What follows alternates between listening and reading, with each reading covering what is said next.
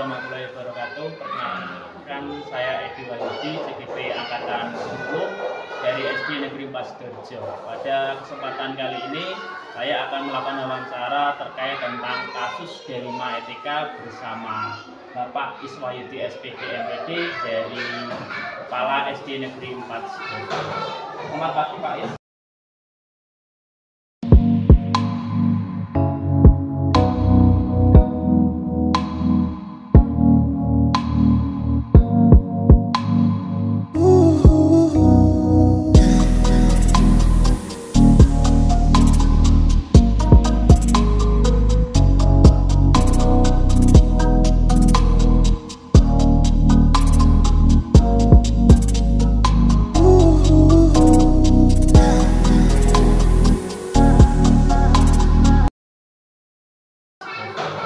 Selamat pagi Pak Is. Selamat pagi Mas Edi.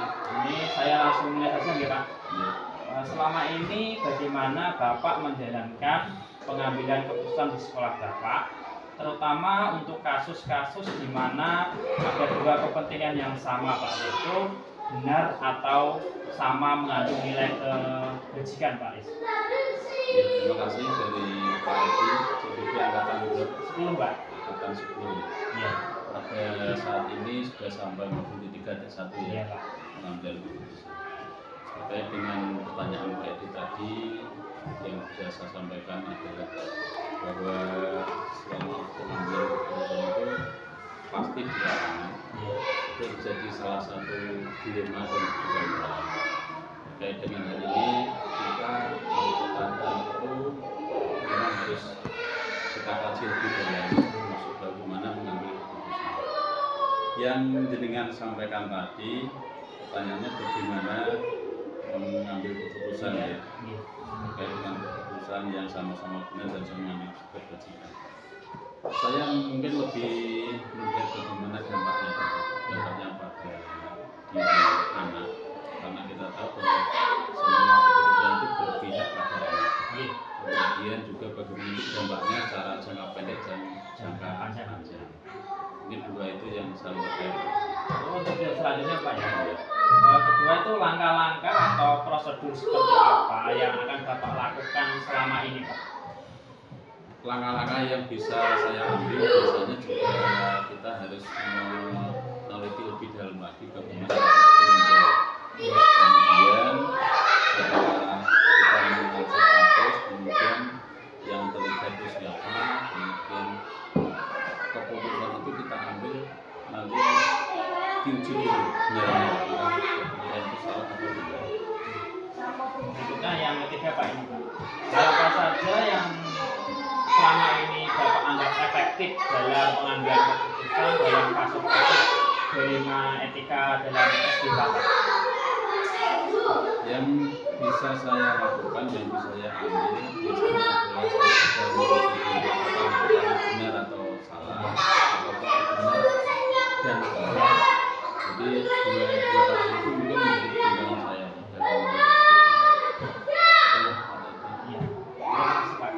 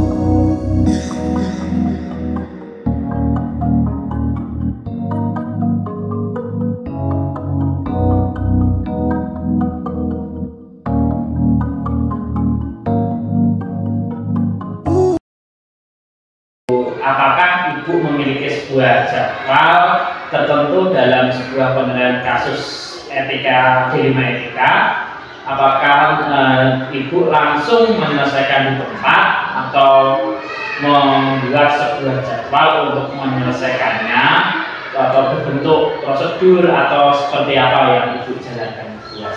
Tergantung dari kasusnya Pak. Karena kasus itu misalnya tidak rutin sehingga ada jadwal khusus untuk penyelesaiannya. Tergantung dengan beratnya kasus. Jika kasus itu ringan, maka bisa diselesaikan secara langsung. Tapi jika permasalahan yang berat, sehingga memerlukan penanganan melalui tahapan-tahapan yang berlaku, yaitu meninjau data, komunikasi dengan semua pihak, yaitu murid, lalu berkoordinasi atau bermusyawarah dengan tim untuk mengambil keputusan yang tepat. Itu tergantung masalahnya itu ya. Untuk pertanyaan berikutnya Ibu Asih, adakah seseorang atau faktor-faktor apa yang selama ini mempermudah atau membantu panjenengan dalam mengambil keputusan dalam kasus D5 etika ini? Faktor-faktor yang mempermudah saya dalam mengambil keputusan adalah koordinasi yang baik dengan tim, seperti staf, guru, komite, wali murid, serta peraturan yang berlaku atau disepakati bersama. Jadi memang kita memerlukan koordinasi dengan komite dan wali murid itu sangat penting.